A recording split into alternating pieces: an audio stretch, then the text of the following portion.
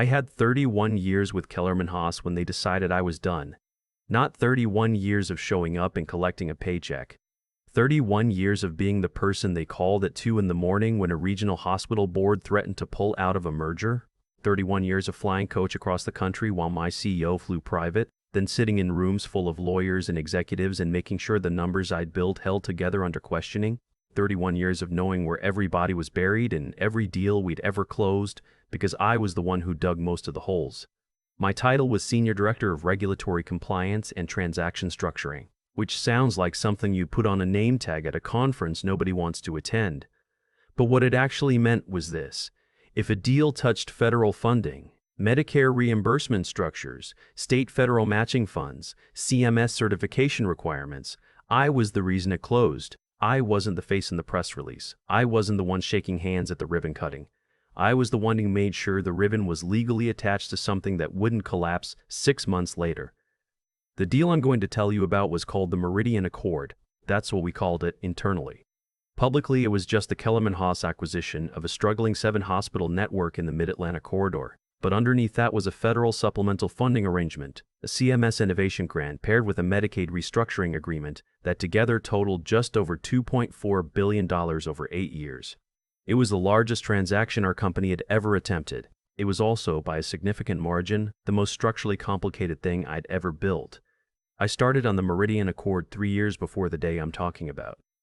3 years of quarterly calls with CMS regional directors. 3 years of coordinating with 3 different state health departments across 2 gubernatorial administrations. 3 years of sitting with our outside counsel and walking line by line through the federal participation conditions that governed how the funding could flow, how it had to be reported, and what would happen if any signatory entity fell out of compliance in the first 4 years of the agreement. There was a condition in the grant structure that almost nobody outside of CMS and my own documentation understood fully. It was called the Continuity of Qualified Representative provision, a CQR clause. It meant that the individual designated as the primary compliance architect, the person whose professional credentials and regulatory history had been submitted as part of the grant application, had to be either present at signing or formally replaced through an amendment process that required 60 days and re-review by the Federal Oversight Committee. I was the designated CQR. I had made sure my CEO understood this. I had explained it to our general counsel twice. I had written it into the transaction summary in plain language, not buried in footnotes. In the 3 years we spent building this deal, I walked through the CQR requirement in every major internal review. I never made it sound like leverage. I made it sound like what it was, a structural fact. The same way the presence of gravity is a structural fact. You don't argue with it. You plan around it. My CEO, I'll call him my CEO because that's what he was and because giving him a name makes him seem more important than he turned out to be, was the kind of executive who made his decisions based on what he'd heard in the last 15 minutes. He had come up through business development, not operations. He was excellent at the handshake and the vision speech and the dinner with the hospital board. He was not excellent at reading the documents his own people handed him. He was also, and I say this without particular bitterness, deeply uncomfortable with the idea that someone below him in the organizational chart might know something he didn't. My direct boss was a man named my division head. He'd been brought in 18 months before the Meridian closing date to reorganize the compliance division. He was younger than me by about 12 years, had a credential set that looked impressive on a slide deck, and had spent most of his career in commercial real estate transactions before making a lateral move into healthcare. He was smart. He was genuinely smart, but he didn't know what he didn't know, and that is a more dangerous condition than ordinary ignorance. My division head had decided sometime in the fall before the spring closing date that I was a problem. I don't know exactly when the decision crystallized. I can identify the moments that probably contributed to it. A strategy meeting in October where I corrected his characterization of the CMS participation conditions in front of 3 people from our outside counsel firm. A budget review in November where I pushed back on a staffing cut to my documentation team, pushed back hard in writing, with a memo that went to the general counsel as well as to him. A conversation in December where he suggested accelerating the closing timeline by 6 weeks, and I told him clearly and calmly that doing so would require CMS notification and could trigger a compliance review of the entire grant structure. He didn't like being told what couldn't be done. He particularly didn't like being told by someone who'd been doing this job since before he'd gotten his first business school diploma. I noticed the temperature changing. You notice it after 31 years. The way your name stops appearing on certain email threads. The way invitations to certain internal briefings start going to your direct reports instead of to you. The way your division head starts describing your function to other people in slightly different language. Back office compliance work, he called it once, in a hallway conversation I wasn't supposed to overhear. Like the 3 years I'd spent constructing a $2.4 billion federal regulatory structure was administrative. My wife noticed it before I said anything out loud. We've been married 26 years, and she can read me the way you rate a road you've driven 1,000 times. She asked me in February, about 6 weeks before the closing date, whether I thought things were okay at work. I told her things were fine. I was wrong. The closing was scheduled for a Thursday morning in late March. The venue was a conference room on the 34th floor of a building in downtown Philadelphia. Present in that room would be the CEO and CFO of the hospital network we were acquiring.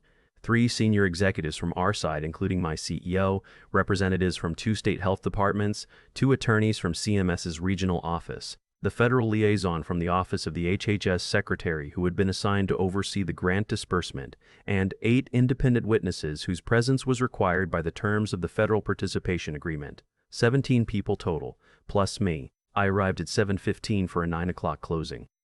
I always arrive early to a closing, not performatively early. I genuinely needed to be there to do a final check of the signature packages, verify the document sequencing, and make sure the CQR certification form had been properly paginated into the federal package. I'd done this on every major transaction for 15 years. It was part of how I worked. The conference room was already being set up. I went through the document packages. Everything was in order. I set my folder on the chair second from the left on our side of the table, where I'd been sitting in every rehearsal and every preparatory meeting for 2 years. Then I went down to the lobby to get coffee. My division head was waiting for me when I came back. He was standing in the hallway outside the conference room, not inside it. He had his hands in his jacket pockets and he was looking at his phone when I walked up. He looked up when he heard my footsteps.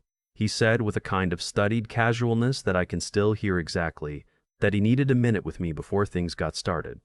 I said of course.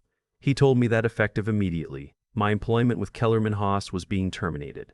He told me I was to surrender my building access credentials and my company laptop. He told me that HR had prepared a separation agreement and that my personal effects would be packed and shipped to my home address. I stood there for a moment. The hallway smelled like carpet cleaner and fresh coffee. Through the window at the end of the hall, I could see the skyline. I asked him when this decision had been made. He said it had been in process for several weeks. I asked him whether he had spoken to our general counsel about the CQR provision. He said that it had been reviewed and it wasn't an issue.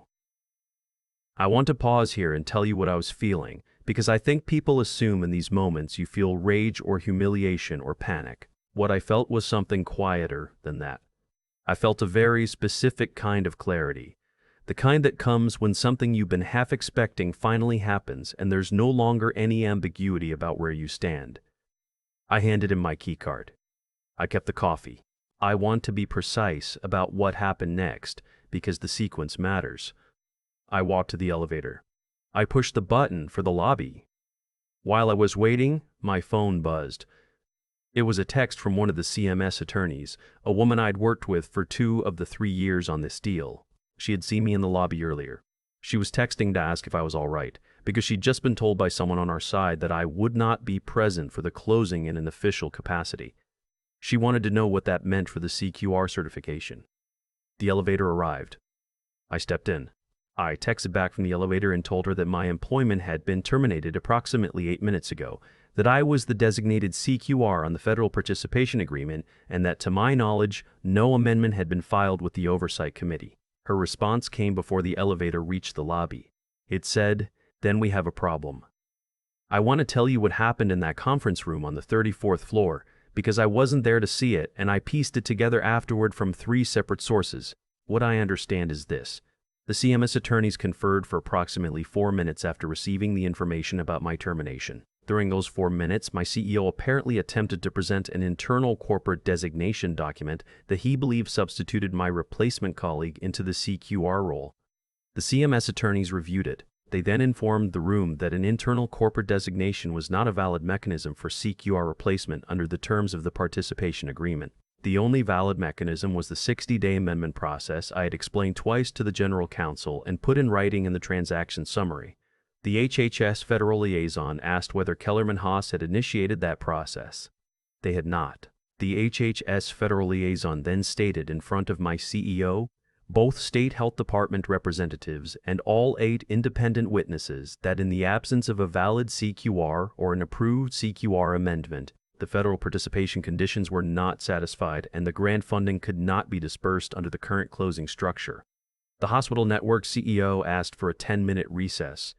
The recess lasted 22 minutes. When the room came back together, the hospital network CEO stated that given the compliance uncertainty, his board was not prepared to proceed with the closing on the current timeline and would need to reassess. The state health department representatives indicated they would need to consult with their respective legal teams before proceeding. The CMS attorney stated they would be submitting a compliance status report to the Oversight Committee. The closing did not happen that day. I was standing in the lobby of a coffee shop 2 blocks away, drinking a second cup and waiting to see if anyone was going to call me. My phone had 31 years of contact history in it. I had people in that building I'd worked alongside since before my CEO had joined the company. I sat with my coffee and waited.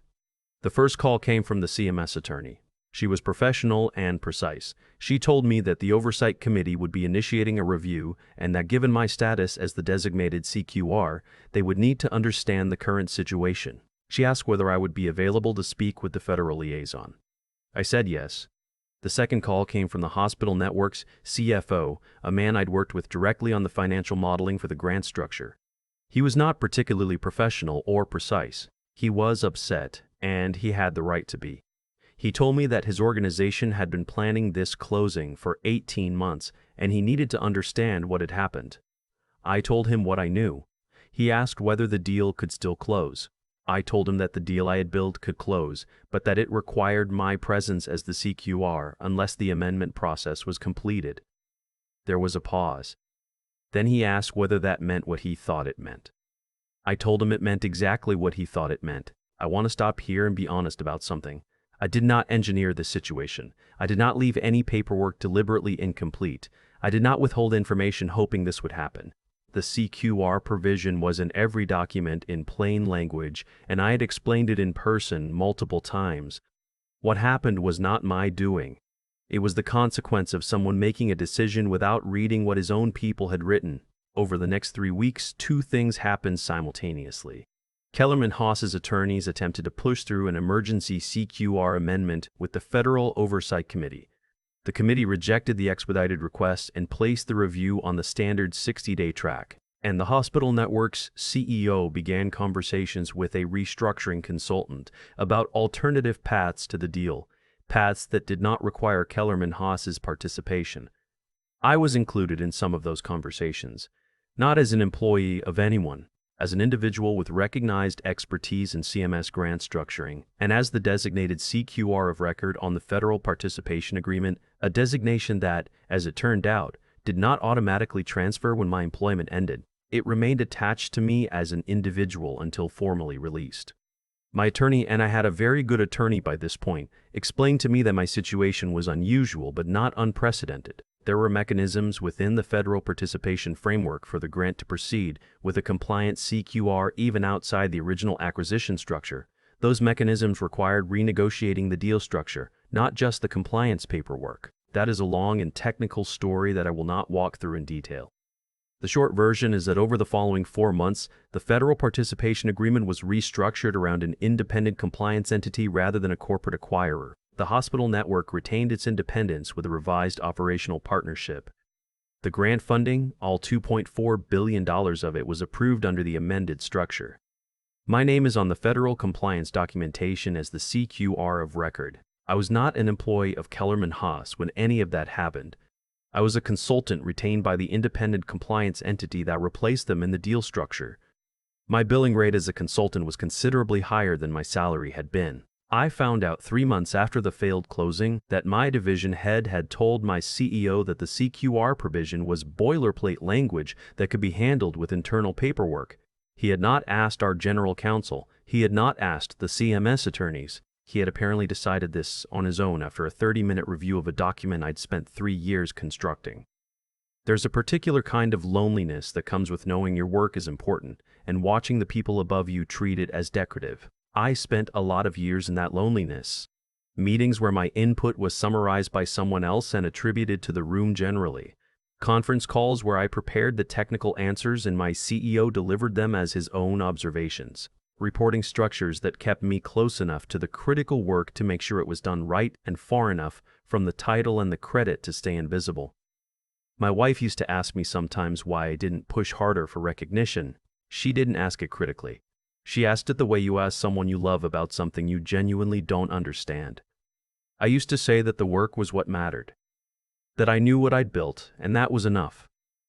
I'm not sure I believed that then. I think I was making peace with a situation I didn't think I could change. What changed, in the end, wasn't anything I did. It was simply that someone removed me from the equation and discovered that the equation didn't balance without me. My daughter called me the night the amended grant structure was formally approved. She's 23 and she works in environmental policy, and she has a very clear-eyed way of looking at the world that I've always admired. She had been watching this whole situation unfold over the previous months. She said, "Dad, I don't think you were in the wrong job. I think you were working for the wrong people. I've thought about that a lot. The federal participation documentation sits in a filing cabinet at my home office. I don't look at it often. But on the front page of the compliance certification, in the signature block, my name appears as qualified representative. Not my CEO's name, not my division head's name, mine. I spent 31 years being told in 100 small ways that what I did was back office work, support function, important but not visible. What I know now is that the work was never invisible. The people looking at it just had their eyes closed. They opened them eventually. It was just too late for them to matter by the time they did. I've had a lot of time to think about what actually happened in that hallway outside the 34th floor conference room. Not the legal mechanics of it. I understand those clearly. I mean the human part, the part where someone looks at 31 years of careful, documented, consequential work and decides it's disposable. My division head made a calculation that morning. He calculated that I was a cost, not a foundation. He calculated that the thing I'd spent 3 years building could be picked up and carried by someone else, or by nobody, or by a piece of internal paperwork he hadn't bothered to read carefully. That calculation was wrong in every direction. But here's what I've come to understand. The calculation wasn't random. It was the end result of a long chain of smaller decisions, each one made without full information, each one narrowing the options until the only thing left was a very public failure in a room full of federal officials. That's how it usually works. Not one dramatic mistake, a slow accumulation of smaller ones, each made by someone who was too certain of what they didn't actually know.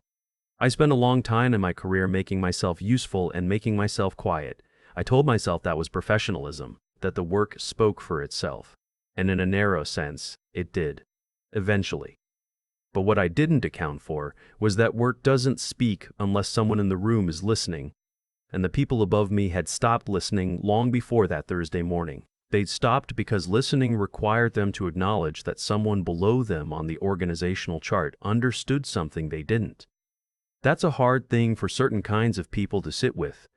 What I know now at this stage of my life is that competence is not self-protecting. You can be the most technically precise person in the building and still be vulnerable to someone who controls the narrative around your work. The protection isn't in knowing more. It's in making sure the right people understand what you know, not as a performance, not as politics, but as a basic act of self-respect. I documented everything.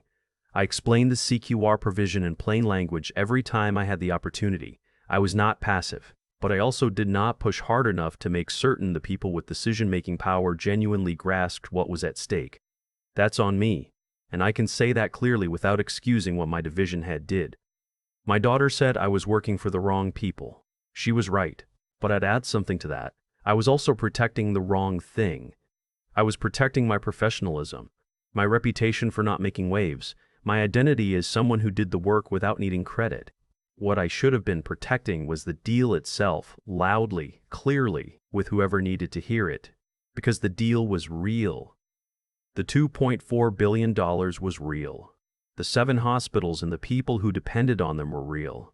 My discomfort with self-advocacy was not a good enough reason to let any of that go unprotected. The choices my division head made had consequences he didn't foresee. The choices I made, to stay quiet, to assume documentation was enough, to hope that competence was self-evident, had consequences too. Neither of us got exactly what we expected from that morning.